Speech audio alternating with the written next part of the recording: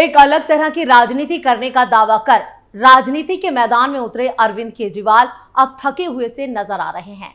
शराब घोटाला, DTC bus घोटाला और इस तरह के अनगिनत घोटालों का आरोप झेल रहे केजरीवाल भले ही कितनी भी मजबूती से अपना बचाव करने की कोशिश करें, लेकिन शीश महल ने उनकी छवि पर बड़ा सवालिया निशान तो लगा ही दिया।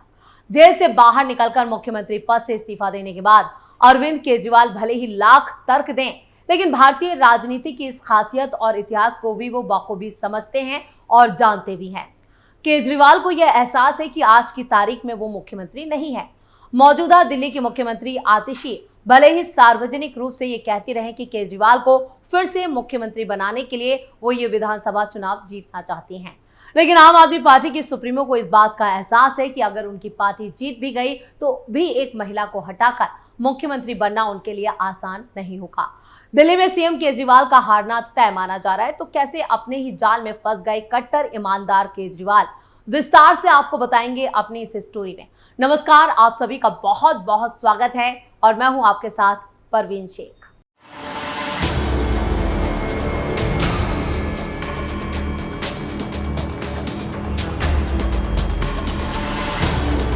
केजरीवाल अगर इस बार दिल्ली की सत्ता गंवा देते हैं तो उनकी राजनीति पूरी तरह से खत्म हो जाएगी, ये तय है। दिल्ली से ही राजनीति में कदम रखने वाले केजरीवाल अब अपनी साख और सत्ता दोनों बचाने की हर जुगत लगा रहे हैं, लेकिन इस बार उनकी राह आसान नहीं होगी, ये भी माना जा रहा है। आम आदमी पार्टी की छवि एक भ्रष्टाचार पार्टी की छवि बन चुकी है, जिसके ऊपर एक नहीं बल्कि एक लंबी फहरिस्त है घोटालों की। दिल्ली में कांग्रेस की न्याय यात्रा और बीजेपी का हल्ला बोल दोनों ने आम आदमी पार्टी की राजनीति को पूरी तरह से हाशिए पर धकेल दिया है। दिल्ली विधानसभा चुनाव से पहले अरविंद केजरीवाल ने शुक्रवार यानी 22 नवंबर को आम आदमी पार्टी का रेवड़ी पर चर्चा कार्यक्रम लॉन्च किया। इस दौरान केजरीवाल ने 6 रेवड़ियों का जिक्र किया और इसके साथ ही बीजेपी पर बड़ा हमला बोला। केजरीवाल ने कहा कि अगर दिल्ली में बीजेपी आ गई तो बिजली और पानी के बिल भरने पड़ेंगे। केजरीवाल ने कहा कि बीजेपी शासित 20 राज्यों में 24 घंटे बिजली नहीं रहती। केजरीवाल ने यह भी कहा कि अब दिल्ली पावर कट नहीं लगता। इनके 20 राज्यों में से एक भी राज्य ऐसा नहीं है जहां 24 घंटे बिजली हो। गुजरात में 30 साल की सरकार है, 30 साल में भी वहां 24 घंटे बिजली नहीं है। हमें 24 घंटे बिजली देनी आती है, उनको नहीं आती। अगर दिल्ली में आम आदमी पार्टी को वोट नहीं दिया और बीजेपी को वोट दिया तो दिल्ली के अंदर भी 8 से 10 घंटे के पावर कट लगने चालू हो जाएंगे। केजरीवाल यही नहीं रुके, उन्होंने दिल्ली की जनता को धमकी देते हुए कहा, इनके 20 राज्यों में से बीजेपी की जो 20 राज्य हैं, इन 20 राज्यों में से एक भी राज्य ऐसा नहीं है जहां 24 घंटे बिजली हो। गुजरात में 30 साल से इनकी सरकार है, फिर भी वहां पावर कट लगते हैं। 30 साल में भी ये 24 घंटे बिजली नहीं दे पाए वहां। क्यों? क्योंकि ये टेक्निकल मामला है। हम इंजीनियर हैं, हमें 24 घंटे बिजली देनी आती है, उनको नहीं आती। तो 20 राज्यों में जहां उनकी सरकार है, उनमें से एक भी राज्य में ये 24 घंटे बिजली नहीं दे पाए। हमारे से पहले यहां दिल्ली में लंबे तो अगर दिल्ली में आम आदमी पार्टी को वोट नहीं दिया, बीजेपी को वोट दिया, तो दिल्ली के अंदर भी 8 से 10 घंटे के पावर कट लगने चालू हो जाएंगे। तो कमल का बटन दबाने से पहले सोच लेना कि आप लंबे पावर कट के लिए बटन दबा रहे हो, नहीं तो झाड़ू का बटन दबा देना। तो सुना आपने कैसे बीजेपी को लेकर केजरीवाल दिल्ली वाले लोगों को डरा रहे हैं। अपनी फ्री की रेवड़ी को लेकर फिर केजरीवाल दिल्ली वालों को नया झांसा दे रहे हैं। उन्होंने आगे ये भी कहा कि कमल का बटन दबाने से पहले सोच लेना कि आप लंबे पावर कट के लिए बटन दबा रहे हो, नहीं तो झाड़ू का बटन दबा देना।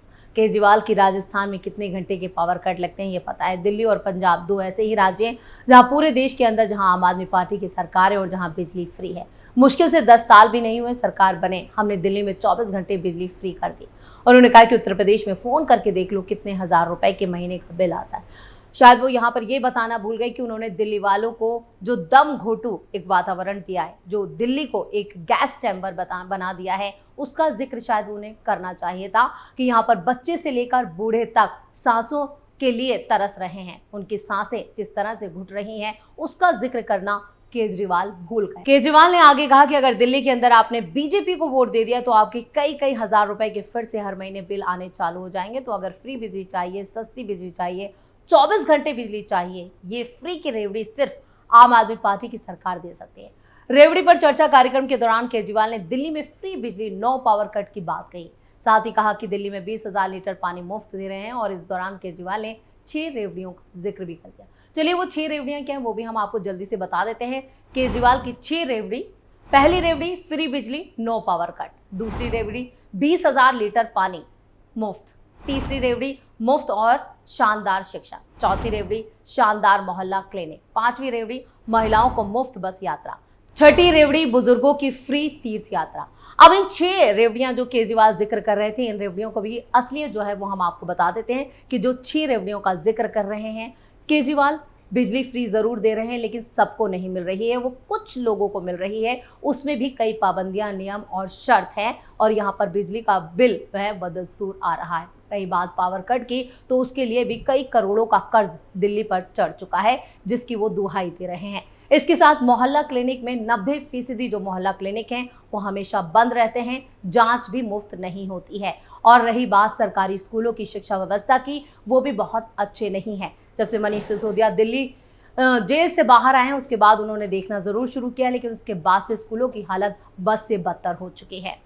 केजरीवाल दिल्ली की सत्ता बचाने के लिए लगातार झूठ बोल रहे हैं। उनके झूठों का पुलिंदा इस कदर बढ़ चुका है कि उन्होंने अब दूसरी पार्टी के नेताओं और कार्यकर्ताओं की जरूरत तक पड़ चुकी है। पार्टी का मूल कैडर से हटकर अरविंद केजरीवाल इस बार दूसरी पार्टी के बागियों पर ज्यादा भरोसा कर रहे हैं।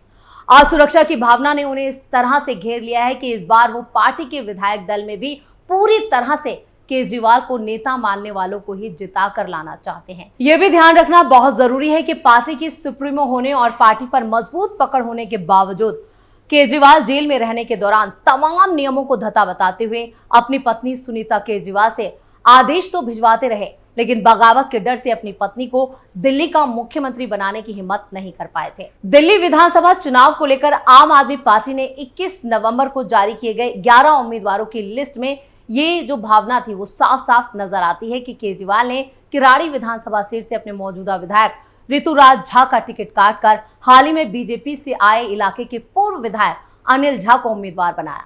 बीजेपी से ही आए ब्रह्म सिंह तंवर को छतरपुर से और बीबी त्यागी को लक्ष्मीनगर से उम्मीदवार बनाया है। वहीं कांग्रेस के टिकट के लिए आम आदमी पार्टी में शामिल हुए जुबैर चौधरी को सीलमपुर और सुमेश चौकीन को मटिया महल और वीर सिंह दिगान को सीमापुरी से टिकट थमा दिया।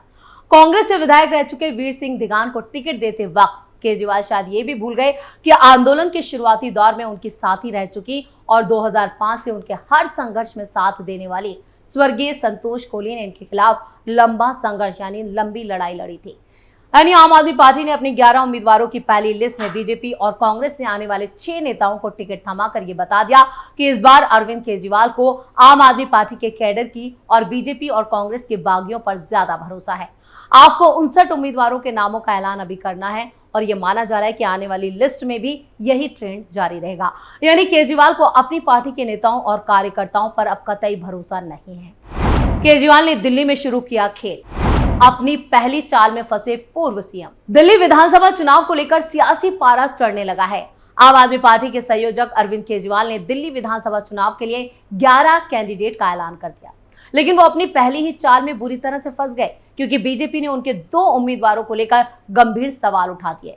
जिन मुद्दों का जिक्र केजरीवाल सबसे अलग होने का दावा करते थे, अब उसी पर बीजेपी ने उन्हें घेरने की कोशिश की है। वो कौन से 2 उम्मीदवार हैं जिन्हें लेकर बीजेपी सबसे ज्यादा हमलावर है, चलिए आपको बता देते हैं। आम आदमी पार्टी के नेता गोपाल राय ने एक कैंडिडेट का ऐलान करते हुए कहा था कि जिन 11 सीटों पर नाम घोषित किए गए हैं उनमें 8 सीटें ऐसी हैं जहां आम आदमी पार्टी के विधायक नहीं है। चुनावों की तैयारियां तेज हैं, इसलिए पहली लिस्ट में इन सीटों को जगह दी गई है जो अलग अलग फीडबैक से आए थे। उसी के आधार पर पार्टी ने बेस्ट कैंडिडेट उतारे हैं। छतरपुर सीट से 3 बार के विधायक ब्रह्म सिंह तंवर को उम्मीदवार बनाया गया, तो बदरपुर सीट से 2 बार के विधायक रहे राम सिंह नेताजी कैंडिडेट होंगे। लक्ष्मीनगर से बीबी त्यागी तो गोंडा से गौरव शर्मा को उम्मीदवार बनाया। विश्वास नगर से दीपक सिंगला तो करावल नगर से मनोज त्यागी और सीलमपुर से चौधरी जुबैर को मौका दिया है। किराड़ी से अनिल झा उम्मीदवार होंगे और जहां की पूर्वांचली मतदाताओं में अच्छी पकड़ है। यहां तक तो सब ठीक था, लेकिन आम आदमी पार्टी ने 2 ऐसे नाम दिए हैं जिसे लेकर बीजेपी हमलावर हो गई है। सीमापुरी से वीर सिंह दिगान और मटिया महल से सुमेश शौकीन को टिकट दिए जाने को बीजेपी अवसरवादी राजनीति बता रही है। इन दोनों नामों का ऐलान होते ही बीजेपी बरस पड़ी। पूछा ऐसी भी क्या जरूरत थी कि एक भ्रष्टाचारी और दूसरे उपद्रवी को शरण देने वाले को टिकट देनी पड़ गई।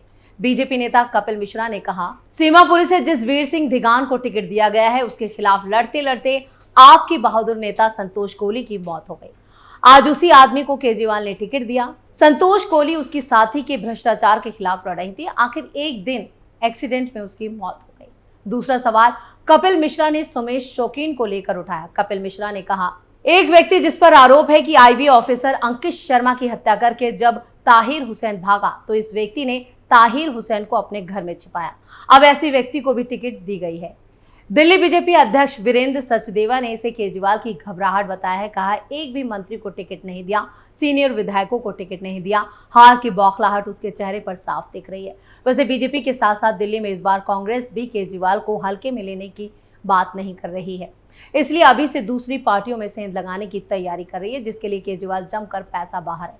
लेकिन एक बात तय है कि दिल्ली में केजरीवाल की हार तय हो चुकी है। लोगों का भरोसा उन पर से उठ चुका है। अब वो चाहे कुछ भी कर लें, इसलिए इस तरह के हथकंडे वो चुनावों से पहले अपना रहे हैं और जो चुनावों की तैयारी चल रही है उसमें वो बीजेपी नेताओं और कांग्रेस के नेताओं पर ज्यादा भरोसा कर रहे हैं, बल्कि आम आदमी पार्टी के कैडर को उन्होंने ठिकाने लगा दिया है। आम आदमी पार्टी के कार्यकर्ताओं और नेताओं पर उन्हें कतई भरोसा नहीं है, यानी दूसरी पार्टियों के विधायकों और जो पूर्व विधायक हैं उन पर वो ज्यादा भरोसा कर रहे हैं और उन पर ही दांव लगा रहे हैं, जिससे पार्टी में बड़ी बगावत के आसार साफ साफ नजर आ रहे हैं। आने वाले दिनों में आम आदमी पार्टी के कई नेता इस्तीफा देकर दूसरी पार्टियों का दामन थाम सकते हैं, इससे भी इनकार नहीं किया जा सकता। तो स्पेशल स्टोरी में इतना ही। वीडियो कैसा लगा कमेंट करके अपनी राय जरूर दें। वीडियो को लाइक करें, शेयर करें और कैपिटल टीवी को सब्सक्राइब जरूर करें।